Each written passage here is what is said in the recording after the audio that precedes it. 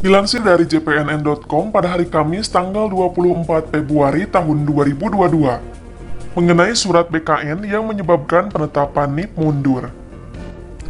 Di sini disebutkan bahwa surat Badan Kepegawaian Negara atau BKN tentang penambahan syarat pengusulan penetapan NIP P3K tahun 2021 terbukti berdampak signifikan.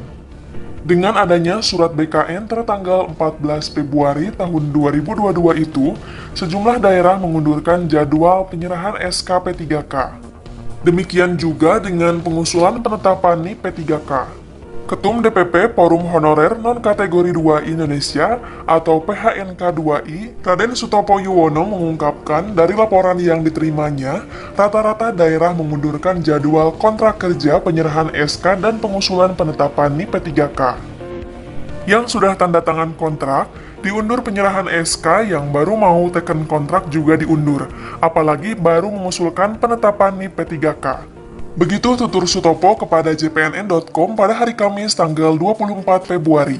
Sutopo menambahkan usulan penetapan NIP P3K yang sudah masuk BKN pun harus diproses kembali, karena disesuaikan dengan persyaratan BKN, yakni menambahkan surat pernyataan tanggung jawab mutlak atau SPJTM yang harus diteken oleh pejabat pembina kepegawaian atau PPK. Ketua PHNK2I Kota Kediri Muhammad Badrul Munir mengungkapkan kondisi terkini di wilayahnya. Pemerintah Kota Kediri juga terpaksa mengundurkan jadwal pengangkatan P3K guru karena harus memverifikasi kembali berkas yang sudah masuk ke BKN.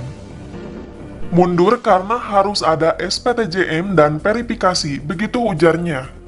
Abdul Lutfi, Ketua PHNK2I Tegal juga menyampaikan di daerahnya juga mundur jadwalnya. Hal ini karena Badan Kepegawaian Daerah atau BKD harus memperbaiki berkas yang ada. Ketua Forum Honorer K2 Kabupaten Blitar, Sri Haryati, juga menyampaikan di Jawa Timur memang memundurkan jadwal usulan penetapan NIP P3K maupun penyerahan SK bagi yang sudah tanda tangan kontrak. Sutopo mengungkapkan di satu sisi dia bergembira karena adanya SPTJM bisa meminimalisir masuknya guru honorer bodong. Tetapi di sisi lain proses penetapan NIP P3K guru yang datanya valid ikut mundur. Kami harus bersabar lagi, mudah-mudahan proses verifikasi di daerah-daerah bisa cepat agar secepatnya mengusulkan ke BKN lagi. Begitu harapnya. BKN menerbitkan surat terbarunya terkait usulan penetapan NIP P3K. Surat tersebut bernomor 3132-B, strip MP.01.02-SD-D-2022. Tertanggal 14 Februari tahun 2022, ini ditandatangani oleh Deputi Bidang Mutasi Kepegawaian BKN Aris Windianto. Surat tersebut ditunjukkan kepada para PPK instansi pusat dan daerah. Adapun inti dari surat tersebut adalah setiap pelamar yang melamar pada jabatan fungsional dalam pengadaan P3K wajib memiliki pengalaman sebagai berikut. Poin A, paling sedikit 3 tahun di bidang kerja yang relevan dengan jabatan fungsional yang dilamar untuk jenjang pemula, terampil, dan ahli pertama. Poin B, paling sedikit 5 tahun di bidang kerja yang relevan dengan jabatan fungsional yang dilamar untuk jenjang mahir, penyedia ahli muda dan ahli madya pemula, terampil, dan ahli pertama. Berdasarkan ketentuan tersebut, maka instansi harus bertanggung jawab terhadap kebenaran kelengkapan administrasi dan persyaratan masa kerja pelamar pada saat dilakukan tahapan seleksi administrasi. Informasi lain juga dilansir dari jpnn.com pada hari Rabu tanggal 23 Februari tahun 2022 mengenai penjelasan Kepala BKN soal masa kerja dalam penetapan NIP P3K, guru honorer harus paham.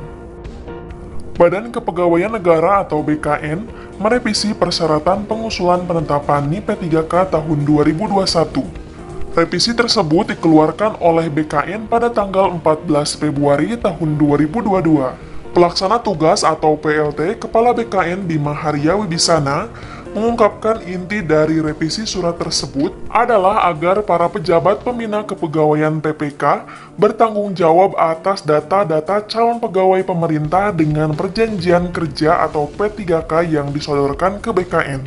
Di sini yang harus rekan-rekan cermati yaitu inti dari revisi surat tersebut. PPK harus memastikan bahwa data-data calon P3K benar-benar valid. Setiap PPK wajib membuat SPTJM atau Surat Pernyataan Tanggung Jawab Mutlak. SPTJM ini menyangkut masa kerja calon PPK. Hal tersebut diucapkan oleh Bima Arya Wibisana kepada jpnn.com pada hari Rabu tanggal 23 Februari. Beliau menyebutkan bahwa setiap pelamar yang melamar pada jabatan fungsional dalam pengadaan P3K baik guru maupun non-guru wajib memiliki pengalaman minimal 3 tahun di bidang kerja yang relevan dengan jabatan fungsional yang dilamar untuk jenjang pemula, terampil, dan ahli pertama. Sementara bidang kerja yang relevan dengan jabatan fungsional yang dilamar untuk jenjang mahir, penyelia, ahli muda, dan ahli madya pemula, terampil, dan ahli pertama, paling sedikit memiliki masa kerjanya 5 tahun. Bima Arya menegaskan ketentuan tersebut berlaku untuk semua jabatan P3K, baik jabatan fungsional non-guru maupun guru. Sebetulnya aturan itu untuk semua jabatan P3K, apakah itu guru dan non-guru, begitu ujarnya. Menurut Bima, aneh bila guru honorer protes dengan ketentuan masa kerja.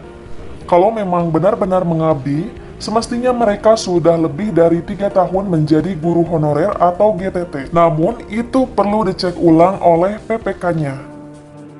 Selain itu, Bima mempertanyakan, kalau datanya valid bekerja sebagai guru dengan masa kerja minimal 3 tahun, mengapa harus takut? Sebelumnya, sejumlah pengurus forum honorer memberikan tanggapan beragam soal revisi syarat usulan penetapan NIP P3K. Ada yang senang, tetapi banyak juga yang was-was. Kekhawatiran mereka karena tidak sedikit yang lulus belum pernah mengajar, bahkan masa pengabdiannya terputus. Sementara, guru honorer yang senang, terutama karena punya masa pengabdian panjang, mereka mendukung revisi tersebut menghalau masuknya guru bodong. Bagaimana dengan surat edaran terbaru tersebut? Apakah rekan-rekan setuju atau tidak? Silahkan komen di bawah beserta dengan alasannya. Jika ada yang kurang dengan informasi ini, silahkan bisa ditambahkan. Selain itu, bagi Anda yang sedang menunggu jadwal seleksi P3K tahap 3 maupun jadwal seleksi P3K tahun 2022, penting untuk diketahui mengenai peraturan terbaru seleksi P3K tahap 3.